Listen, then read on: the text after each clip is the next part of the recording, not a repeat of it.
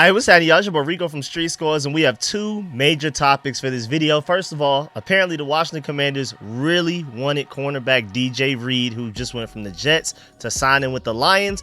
Apparently, he had a second to the Lions. We're going to do a full dive into that. You know, we're going to look at every angle on that one. And also, Dallas has some serious dysfunctional drama going on, and I want to compare it to this elite Washington Commanders culture, this DeMarcus Lawrence versus Micah Parsons chaos right now. We're going to dive into all of that and more, and you already know that this show is provided by BetUS Sportsbook and Casino, and if you're looking for a new sportsbook, it should be BetUS for sure. And y'all also know I'm working on updating y'all on all of the signings and re-signings that have happened recently. But before we get into everything, make sure you stiff arm that like button, stiff arm the subscription button, and stiff arm the bell next to that subscription button so you get notification each and every time I release an informative and opinionated video just like this one. Make sure you stay tuned to all of the content. Really appreciate y'all. Y'all are showing up and really supporting the videos. Really appreciate all of y'all, especially the ones that are watching every video. Again, your one-stop shop for everything Commanders. I promise y'all, I'm still working on all of the videos that I promised. It's just more and more things keep happening, and I'm also busy outside of YouTube, so just stay tuned. It's on the way. Eventually we'll have a down day where we don't do anything and I can catch up. But without further ado, let's go and dive into this video right now, man. Let's get it.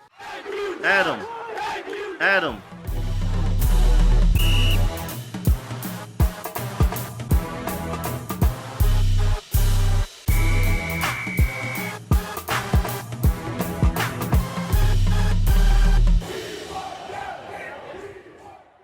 All right, so apparently the Washington Commanders were in the final two for cornerback DJ Reed, who just went from the New York Jets to the Detroit Lions as a free agent signing. And that, one of the main reasons I'm bringing this up is because that is especially for those of y'all that believes Adam Peters is just sitting around twiddling his thumbs and not trying to sign guys. Now, we're going to try to dive into and theorize like why he chose the Lions over us, because I'm not truly understanding it. But at the very least, you know that Adam Peters is out here putting in work again.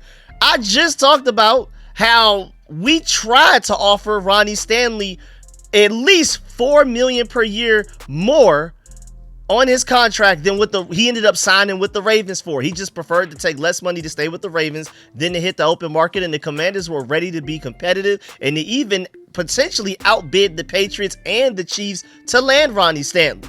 And then to pivot from that loss, that missing out on that player that you clearly really wanted, and then you pivot to trading for a top 3 at worst top 5 left tackle in the NFL in Laramie Tunsil, and you do so without having to give up your first or second round pick in this draft, nor your first round pick in the next draft. Like a potential like future Hall of Famer level left tackle, easily the best left tackle we've had since Trent Williams, arguably by far since Trent Williams. On top of the fact that we got Deebo Samuel in the 5th round pick, and a lot of people are thinking that Adam Peters isn't at least trying to get these guys. This is further proof that at the very least we're trying. Sometimes you just strike out. But I trust Adam Peters to always have a beautiful contingency plan. Again, going from Ronnie Stanley to Laramie Tunsil is arguably, I feel like easily, not even really a debate to it, an upgrade actually. Laramie Tunsil is better than Ronnie Stanley. It's just that you could have signed Ronnie Stanley without having to give up draft picks. Adam Peters loves his draft picks, so he preferred the Ronnie Stanley route over the Laramie Tunsil route so he can keep those draft picks to himself. But either way, new Lions cornerback DJ Reed said that his free agency decision was down to the Detroit Lions and the Washington Commanders. And he, of course, eventually chose the Detroit Lions. He said, quote, "I wanted to get paid. I wanted to play with dogs. I'm going to get a great team and have a shot at the Lombardi," unquote. Now, I don't know if that's specific to the Lions only or if that's referring to both the Lions and the Commanders, and that's why we made the top 2. I'm not exactly sure there about that quote, but he held like his introductory press conference after his signing, like his official debut to the Lions fans, and that's when he said all of that. He said a lot more as well. But again, shouts out to Grant Paulson. This is proof that the Commanders at least tried to sign a premium cornerback. For those of y'all that think that they didn't even try, the Lions gave him $16 million per year and guaranteed him $32 million. Would have been Washington's most expensive free agency addition under Adam Peters. So maybe we just didn't match him in money. And also, this had me thinking about the fact that, like, with as much as we ended up signing Javon Kinlaw for, I was suspecting that maybe there was somebody else that we really wanted, that we set aside some cap space for just in case, but then we missed out on, and then the Commanders realized that, hey, now we have more cap space at our disposal than we originally planned, and I think Kinlaw ended up getting a lot of the money that maybe they wanted to spend on DJ Reed. It's also crazy that DJ Reed clearly wanted to be traded to the Commanders before the trade deadline just this last November, and then now he chose the Lions over the Commanders when we both wanted him. Like, he was obviously very upset that we decided to trade for Marshon Lattimore instead for him leading up to the trade deadline. And hey, maybe he held that against us in free agency and just now and chose the Lions over us because of that. Because, man, be for real. Like, keep it 100, man. DJ Reed, I'm talking to you. Why would anybody choose the Lions over the Washington Commanders right now unless it's for money? I mean, franchise quarterback alone, Jaden Daniels versus Jared Goff, especially, we could just specifically talk about the game where they went against each other. Come on, man. Like, there's no comparison there. Like, honestly, you have to question DJ Reed's decision-making skills. Like, I'm starting to look at him a little crazy, like maybe we didn't want to sign him because maybe he's not all the way there mentally. I mean, especially after we just whooped the Detroit Lions. Not only just beat them, but whooped them in the divisional round in Detroit, where they had home field advantage the way that we just did a couple of months ago. I mean, what are the Lions better at than us right now? I definitely wouldn't say coaching staff. You could maybe give them edge rusher when healthy.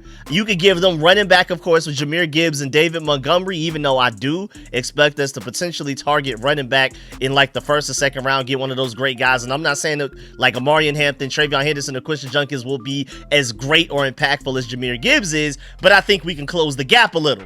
But that's literally about it. Edge rusher, running back, maybe guard. Maybe, even though I think Brandon Coleman has an elite ceiling, and we still have Samuel Cosme, who's a Pro Bowl guard when healthy. And then again, they lost most of their impactful coaches, and I would argue that our coaching staff was better already. I feel like from top to bottom, especially when you're including like very specific positional coaches all the way at the bottom level, where you even have like our assistant quarterbacks coach getting interviewed for like promotions. Even Ben Johnson tried to steal our assistant quarterbacks coach David Blau and bring him over to the Bears, and the Commanders were like, nope, we're gonna block that. No, you're not getting our guy, because we potentially see him as like our successor to Cliff Kingsbury, like our own version of Ben Johnson, you know, the super Sean McVay prodigy type of guy. My point is, I feel like our coaching staff is even better than theirs, even before they lost a lot of their most impactful coaches, but you know, that led them to the great runs that they had these last couple of years. Most notably, how about that defensive coordinator that just left to take a head coaching job with the New York Jets that DJ Reed just left?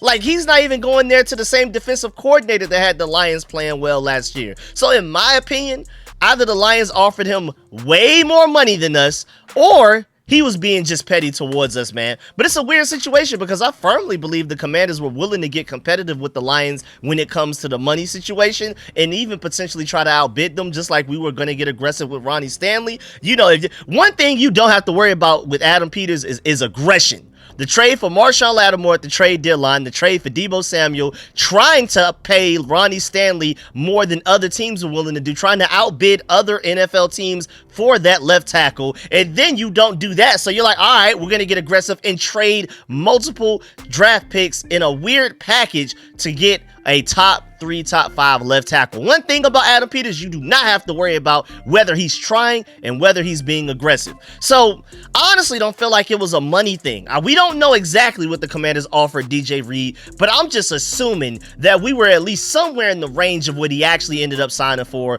with the Lions. So I'm leaning more so towards him being petty, honestly. But at the same time, why would he go out there and admit that we were like second on his list if he didn't like us? I mean, I feel like he wouldn't have even mentioned us if he was being that petty towards us, and if that were the main reason he ended up signing with the Lions. Or maybe he just did it to get our fan base riled up, and maybe that was an additional part of his petty plot. I don't know. No idea. Also, you can tell with a lot of the moves that we've made in free agency that like we tried to go after higher tier guys at certain positions that in free agency that we felt like we needed to, you know, shore up and upgrade at, but when they didn't get said guys, then they would just pivot to the cheaper better value option to make sure at the very least we filled the hole with something and we just don't completely leave a weakness unattended. Like, we literally went to go get diet DJ Reed when we went to go sign Jonathan Jones. We missed out on DJ Reed. They pivoted again, and instead of getting DJ Reed, they were like, all right, we'll get Jonathan Jones for way less the price, like less than a third of what DJ Reed is getting. I mean, you could tell that like he was literally the backup plan for DJ Reed. Like, they're both undersized corners that play bigger than their stature. Really good man cover corners that, you know, with their size, you could argue that they should be playing in the slot, but they can still hold their own on the outside. I mean, I feel like, honestly, Jonathan Jones is literally DJ Reed in 3 years. Like, he's literally 3 years older than DJ Reed, and you could argue that 3 years ago, Jonathan Jones was as good as DJ Reed is right now. You could argue that Jonathan Jones is literally DJ Reed if he just lost half a step due to 3 years of aging, I feel like. And that may also be the reason why they prefer to trade for Lattimore and then take their chances and gamble with trying to see if they can sign DJ Reed in free agency. Now, they struck out, but that's because Marshawn Lattimore was probably a bigger priority with the fact that he's a more typical Dan Quinn type of corner with his height, his size, his length, his aggression against the run and things like that. And to take it even further, you can maybe even make an argument that Sanders still is a 4 years younger version of DJ Reed, while again, DJ Reed is a 3 years younger version of Jonathan Jones. I mean, the only difference that I believe between the three is that Sanders still may have the higher ceiling out of the three. Only time will tell, but you can tell that, like, okay, we got Mike Sanders still. He worked out very well last year. You know, maybe me, as in Dan Quinn and Joe Wood Jr., we typically love our really long outside press man corners, but maybe we can make things work with a smaller corner. Mike Sanders still was great. We see Jonathan Jones over there hooping for the New England Patriots. We see DJ Reed hooping for the Jets. We nearly traded for him, but we chose Marshawn Lattimore over him. So, hey, maybe this smaller outside corner thing can work with us. We can figure out a way to get around it and bring out the best in these guys, put them in situations to succeed. So, Mike Sanders still worked out very well. All right, let's go try to get DJ Reed to go with him. We missed on DJ Reed. Hey, let's just go get Jonathan Jones, which, again, in the long line of small corners that play bigger than their size, you have Mike Sanders still, who I feel like, again, has the higher ceiling between the three. Then you have 4 year difference. DJ Reed, 3 year difference. Jonathan Jones. I think it's pretty interesting when you really look at it that way. But at the end of the day, man, DJ Reed chose the Lions, and that's cool, because whenever we play them, he can gladly get this work from Terry Debo and our other receivers. Make sure he regrets his decision to sign with the Lions instead of the Washington Commanders when we play the Lions in the regular season this year. Yes, we play the Detroit Lions. We play the NFC North this upcoming regular season. I can't wait, because there's a few guys I wanted in free agency that signed with some of those NFC North teams, so I can't wait to get revenge on those guys. Even like Olamide Zaccheaus that ended up signing with the Bears instead of returning to the Commanders, but we'll talk about that in another video. But I'm still just shocked that Jaden Daniels went out there and threw for 350 yards. Well, had 350 yards versus the Detroit Lions. Whooped them. He saw that game live on national television while everybody else was watching it. It was like, yeah, I'll go sign with that team that got whooped rather than the team that did the whooping. That's crazy. But before we move on to the second half of this video, y'all already know, man, this show is provided by BetUS Sportsbook and Casino. And if you're looking for a new sportsbook, it should be BetUS for sure. First of all, they have the fastest payouts in the industry, and I know y'all want y'all money fast. And right now, BetUS is offering you a 150% sign-up bonus on your first deposit and a 125% sign-up bonus on your next two deposits for up to $2,000 with code YouTube150. That's YOUTUBE150. And they also have a fast and easy deposit and withdrawal process, so it's really like, why not? Now let's take a look at some bets that we can get into directly through their website. Well, I wanted to have a little fun here. Shouts out to BetUS, because they have some very specific bets that we can get into. And how about this one? Jaden Daniels to break NFL record for regular season quarterback rushing yards during the 2025-2026 season. And just to let you know, he would have to rush for more than 1,207 yards with his legs to be able to break that record. I don't think it's very likely. I mean, even think that he shouldn't even try to do that. We don't want him rushing that much. He's such an elite pocket passer. Even Tom Brady loves what Jaden Daniels does from the pocket. That's why a lot of people say that Jaden Daniels is Tom Brady-esque as a pocket passer. He just happens to be an elite mobile quarterback on top of that. So I honestly don't even want him attempting to break this record. But if you feel like he can, like say we end up not getting a top running back in the draft, and we go into the 2025 season with Brian Robinson, Austin Eckler, Jeremy McNichols, and Chris Rodriguez as your 4 running backs for some crazy reason. We just run that back. Then maybe Jaden Daniels will have to be used in the run game because he led our team in rushing last year. He may have to even up his game that way because Austin Eckler and Brian Robinson are only adding more mileage to the bodies and only getting hurt more. So at plus 1,200 odds, if you put $50 on the fact that he will break that 1,207 rushing yards record in a season for a quarterback, then you can end up winning $600. But again, I'ma scream at y'all to please always gamble responsibly. And again, I don't even want, as a Commanders fan, want Jaden Daniels to even attempt that, but I'm also not saying that it's impossible. And also, again, right now, BetUS is offering you a 150% sign-up bonus on your first deposit and a 125% sign-up bonus on your next 2 deposits for up to $2,000 with code YouTube150. And again, please make sure, if you don't do nothing else, please make sure you gamble responsibly. Now let's get to the second half of this video and laugh at the Dallas Cowboys dysfunctional drama they got going on. All right, so this all started when DeMarcus Lawrence went on to the Hawk bloggers interview, because DeMarcus Lawrence, first of all, signed a way bigger contract with the Seahawks than I expected. First of all, not even just the money. The Seahawks gave DeMarcus Lawrence, as old as he is, a 3-year deal. Like, what? I was shocked when I saw that. I was more shocked to see DeMarcus Lawrence get a 3-year deal than I was to see De'Ami Brown get $10 million for 1 year, man. Because at least there's potential behind De'Ami Brown. He showed you flashes in the playoffs, cool. But DeMarcus Lawrence has been a diminishing product the past couple of years. He's only getting older. Why would you give him a 3-year deal, not a 1-year prove-it deal, for him to go out there and try his hardest to do the best that he can to earn more money for next season? Nah, let him go ahead and secure the next 3 years worth of a bag so he can take it easy, and as he ages, I still don't understand how he got that contract. I'm not gonna lie, I'm actually a little upset with DeMarcus Lawrence and the Seattle Seahawks right now, because they're probably the reason why we haven't brought Dante Fowler back. Dante Fowler's looking like, I just had 10.5 sacks last season.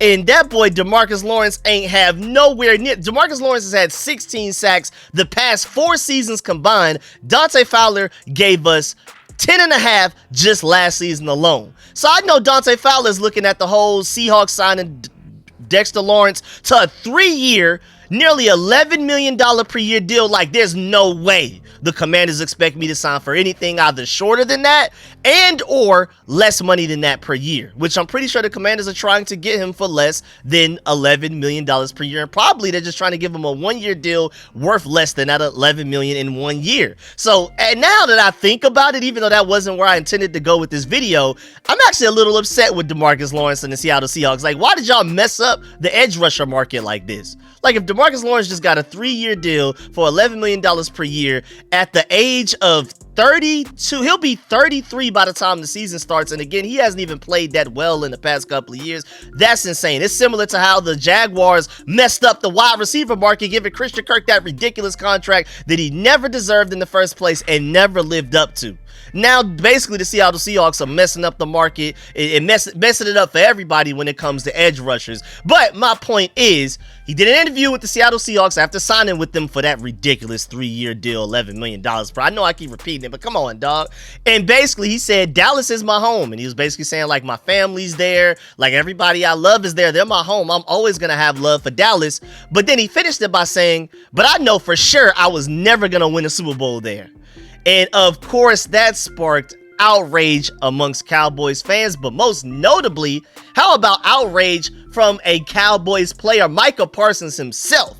He went and quote tweeted this exact interview on Twitter and said, this is what rejection and envy looks like. This is some clown S-word, and put a clown emoji. And dang, I didn't know the bad blood was that bad. Like, I feel like DeMarcus Lawrence is more so, I'm pretty sure he meant it. But I thought, like, you know, if I was Micah Parsons, I'd be like, "Hi, that's funny," you know, and send like a little joke back. But like, Micah Parsons seems very upset and angry with DeMarcus Lawrence over the situation with the way that he replied. Like, I'm pretty sure that bridge is burned. Their ties are severed. They went from being brothers the past few years to we're not cool at all no more. So then DeMarcus Lawrence went and replied with his own tweet saying, "Calling me a clown won't change the fact that I told the truth. Maybe if you spent less time tweeting and more time winning, I wouldn't have left."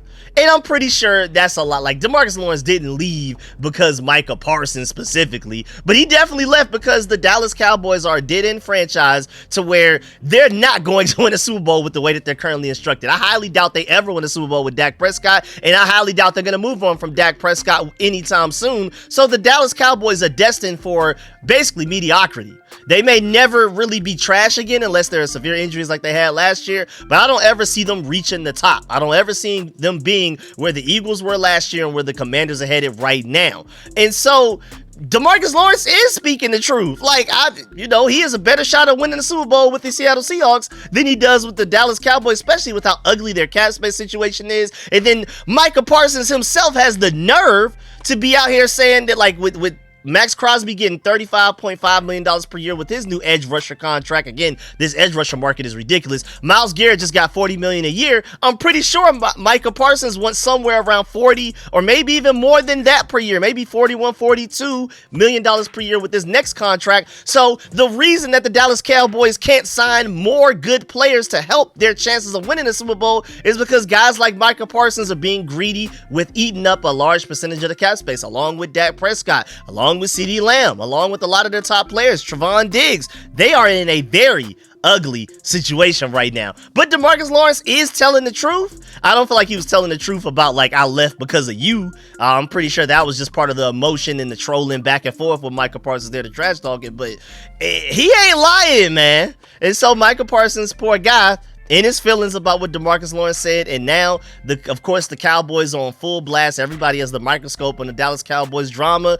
And meanwhile, most importantly, for us in Commanders land, several players from the 2024 Commanders team that have re-signed with the Commanders this offseason to come back and run it back for at least 2025 minimum have had nothing but glowing reviews to say about the Commanders and this team's culture, and basically saying that, like, that's why they decided to come back here rather than leaving to go to another team to even get more money, like DeMarcus Lawrence did, leaving the Cowboys to go to the Seahawks to get more money. We brought back, just don't get it confused. You can complain about Adam Peters, whatever, all you want, but some of the guys that we re-signed, probably everybody that we re-signed, were probably offered more money on other teams, and they decided to come back to the Commanders because of the culture and the winning potential that we have right now. Like, for example, Marcus Mariota and Zach Ertz both had amazing things to say about this Commanders culture and this coaching staff, this front office, these players in their press conferences after they put pen to paper and re-signed with the Commanders. I still haven't had the time to really sit down and watch those entire interviews. When I finally get some free time, I will, because I can't wait. I'm gonna eat up all of those interviews from anybody that's re-signed or signed with the Commanders this offseason. I can't wait to watch all of those press conferences and any interview that they do with any reporter. And on top of that, you also have new Commanders that were signed as free agents from other teams or traded from other teams, saying very similar things, and that they weren't, to let you know, remind you, they weren't even on the team last year. That's them feeling that way about the Commanders from the outside looking in. I mean, shouts out to Brian Cobra Jr. in the interview that our guy, safety Will Harris, who we just signed from the Saints, had on Next Man Up. He said that basically he had no doubt about where he wanted to be when free agency hit. And they basically sat down after he put the pen to paper and spoke about all of his decision making to play for the Burgundy and Gold. Again, shouts out to Brian Cobra Jr. and those guys over there at the Burgundy and Gold organization for the elite interview. The interview is well worth the watch, trust me. But I love how Will Harris basically said that he told his agent that, like, he already knew that he wanted to go to the Commanders before free agency even started, and that he only wanted his agent to contact him when it was time to sign with the Commanders specifically. Don't talk to me about all of these other teams. Let me know what the Commanders offer, and if you think it's worth it, then I'm on my way. Basically, my bags are already packed. And hey, that type of culture is why you potentially got a discount on Will Harris compared to maybe another team offering him more money. I know we let Jeremy Chin leave to go to another team, and I would have liked to have brought him back. But I'm not saying that Will Harris is the better player between Jeremy Chinn and Will Harris, but I refuse to believe that Will Harris, he's making half the money of Jeremy Chinn. I refuse to believe that he's half the player of Jeremy Chinn. I refuse. So I would argue that Will Harris is better value per dollar than Jeremy Chinn would have been for us. And at the very least, you know, Jeremy Chinn, you can argue, is maybe like a better box player, but Will Harris is definitely the better player in coverage. Jeremy Chinn allowed like 7 touchdowns last year. I think Will Harris only allowed like 1. So we got the better, and he allowed like a passer rating of like 79 point something. Jeremy Chinn allowed a passer rating somewhere in like the 100 and something. So again, I'm not necessarily saying Will Harris is the like clear-cut better player, but he's not half the player of Jeremy Chinn, just like his contract is half the cap hit of a Jeremy Chinn. So I'm happy. And again, shouts out to Ben Standing. He pointed out the fact, he even tweeted, as the Cowboys feud on Twitter, new Commanders Will Harris today was talking about observing Washington's new culture last season. He said, quote, "It's one of the things you can't fake. You can't fake juice, you can't fake enthusiasm, and you can't fake love. You see all of those things when you look at this team," unquote. And I really want to emphasize the fact that we're talking about a guy that wasn't even here last year. He was on the Saints, and he noticed that from the outside looking in. That means that other players around the NFL are noticing that on the outside looking in. And if they sign with other teams, like free agents that we wanted, like Travarius Ward and things like that, that's more than likely because those teams offered those guys way more money than the Commanders were willing to offer, and they preferred the money over the culture and the winning. Like Javon Holland, the way he signed with the Giants and everything like that. So it's not because of the culture. It's not because people don't necessarily want to play for us. It's money talks. And I mean, there's a cap space for a reason. If there weren't a cap space, then we would have had everybody. We would have traded for Trey Hendrickson by now. We'd have had Travarius Ward on one side, Marshawn Lattimore, and DJ Reed all as our 3 corners. We would have had Cooper Kupp. We would have had Devontae, everybody on the team right now. You're limited in what you can do. There's a reason that they do that, so that the sport can stay competitive. That's why the worst team drafts first. They're trying to keep balance to the NFL, and it's only but so much you can do. And it's not from a lack of culture or trying on Adam Peters' end. And even though I'm for sure on DeMarcus Lawrence's side, to be petty again, to go back to the fact that all of the money that he's making, it is interesting that over the last 4 seasons, DeMarcus Lawrence has 16 sacks to Micah Parsons' 52.5, and then he has 150 tackles to Micah Parsons' 256.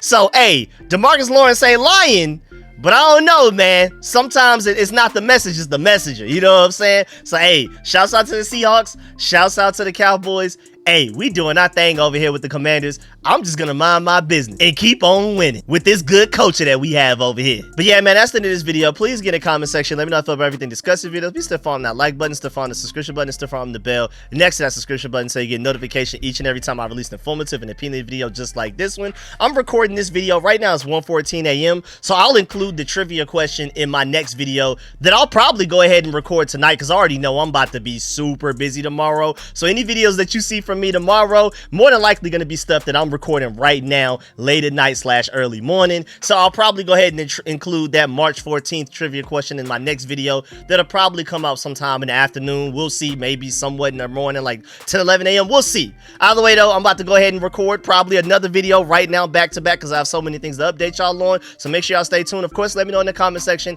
how you feel about everything discussed in this video, especially the first half with the whole DJ Reed situation. If you were a person that felt like Adam Peters was sitting on his hands, do you think that now, after what DJ Reed said, that maybe you've changed your mind and now you kind of see that Adam Peters was trying? Maybe, you know, DJ Reed has kind of sold you over to Adam Peters a little bit more, swayed you to his side, even though I feel like nobody should be questioning Adam Peters at all after what he achieved last year with the roster that we started with, and even the roster that we had reaching the NFC Championship game, and all of the decisions that he made, coaching staff wise, front office wise, player wise, all of that. So I don't know how people are questioning Adam Peters, but either way, let me know if DJ Reed at least made you view Adam Peters in a slightly brighter light, if you were a little dim on him based off of what we've been doing so far in the offseason. And then of course, let me know how you feel about the dysfunctional Cowboys drama right now. Really, there's no real opinions to have on that. If you have them, please let me know. But I more so just want y'all laughing at them in the comment section. I just want a bunch of laughing emojis and then like at the Dallas Cowboys with it or something like that. That's what I want to see,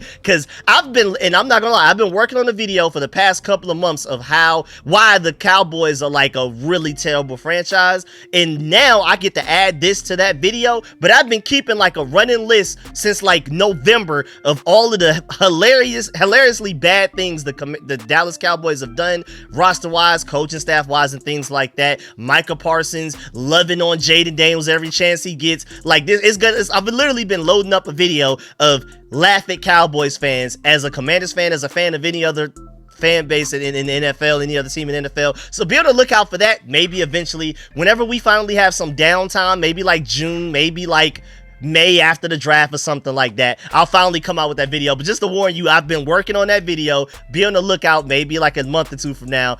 Hey man, them Dallas Cowboys, you're gonna have yourself a good laugh in that video, and I want y'all to have a good laugh in this comment section right now. And of course, make sure you do not leave this video without leaving a like, and I really appreciate y'all, of course. And remember that this video was sponsored by BetUS Sportsbook and Casino, and if you don't do nothing else, please make sure you gamble responsibly. Appreciate y'all. I'm out.